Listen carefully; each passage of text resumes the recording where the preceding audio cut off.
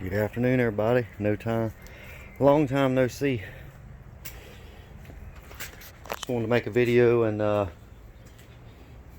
still getting comments on the Jeep after I think you guys have been watching my channel. Yeah, she won't fit under there.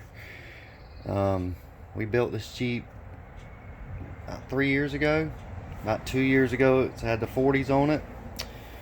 And I'm still getting comments about what an idiot I am of putting 40s on a Dana 30 hop engine, but it has worked. We did break it one time on the channel. We found the weak link is the carrier in these things. It actually bent the carrier and tore the gears up, but other than that, everything's lasted. But what I've done to the axles is all Yukon parts, lifetime axles, super joints. Changed it. Most of my viewers have seen this, but if you're new and seen it, it's got the spin-free lock hubs on it. All this stuff is held up for about 2 years now. I've taken it out several times. Shit, probably 50 times. Hadn't had any problems. The same thing in the rear. It's all Yukon axles in the back. And I've gotten a lot of questions with people that haven't watched the channel over the years of me building this Jeep, but it's got 456 gears in it. It's got, like I said, Yukon hubs and axles and gears and all that kind of stuff. It's got an Iron Rock off-road anti-wrap bar I put in here. The only problem I've got with it now, it's got the Iron Rock hack and tap. I put that on there 3 years ago. I went from 35s to 34s to 36s to 40s on this Jeep. Now I do play in the mud. I don't do rocks or anything like that, so that's probably why it lasts. But haven't had no issues with it. It just goes. And we custom built all this stuff under here on the channel. If you look back through the videos, but I just want to go over it. People's asking so many questions about it. This is Rusty's rough country long arm. That's what I've had on it for 4 years now. Hadn't had any bushing problems, any of that stuff. But I don't drive this Jeep on the street very often, maybe from trail to trail, but it has seen a lot of trails and a lot of mud. I clean it up real good. You can't tell by looking at it, but it's been in the mud, but it has. It's all on the inside of it. I got Rad Design rock shifter in it. I did a lot of stuff to this Jeep. It's got a Stinger header on the engine. I've changed the intake manifold, the injectors, ported the head, all kinds of stuff on the channel that we've did to this thing. And today I'm looking it over for another trail ride this weekend. And you guys that have been watching my channel for years, the annual trail ride that I usually video, I didn't get to this year. Had problems with camera and mud holes don't mix, so that got all screwed up. But I'm going to try to make a video again. I'm not going to promise you anything. Hopefully I can pull it off this time. But also on the channel we've got how we did all the bump stops on the front and the rear. This thing's got 8.5 inch Rusty's coils with the Alcos adjustables. They're all the way up, but it's like, I'd say it's about 13 inches of lift, 12 maybe. And I've also, the guys that's watched the channel for a while, I finally ended up unstrapping the control arms and letting them full drop on these shocks, and it flexes like crazy. You can see how much we have up and the rest of that shock is down. It does really well, and it cycles good too. I haven't had any trouble with the steering.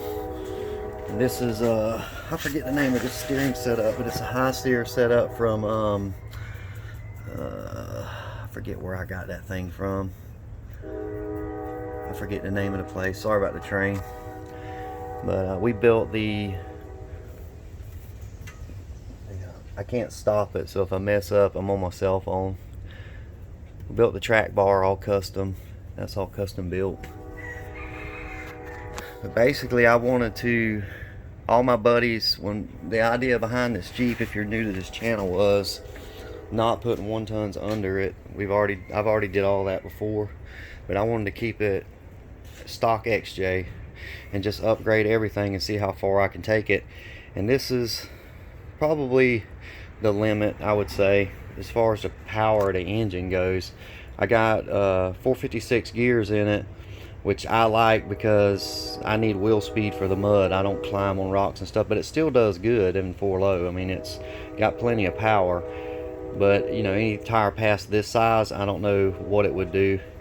And like I said, we have broke the front end, but I was actually racing somebody in 4-low on dirt road and ended up putting it in reverse and locking it all down, and it broke it then. But that's the only time it's ever broke. It's never broke in the mud traveling forward or reverse or anything. And the last trail ride we went on, I was pulling people out, snatching on them and everything else with it, and every time I go out I get a little bit more braver with it.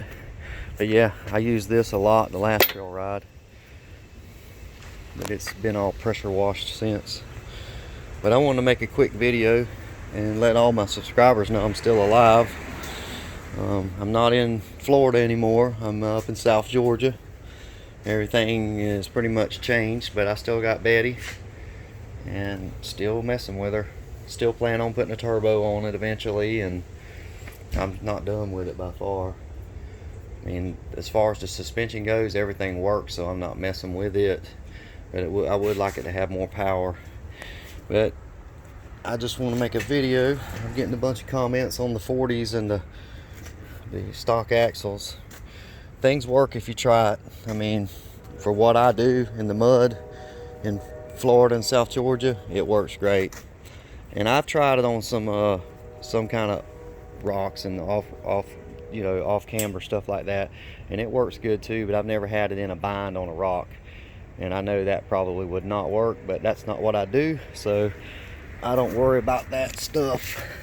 But one day I'll go test it on there and see just how much it can take. But I know the way it sits in 4-low, first gear, second gear, on the floor, just raising hell with it, it does not break.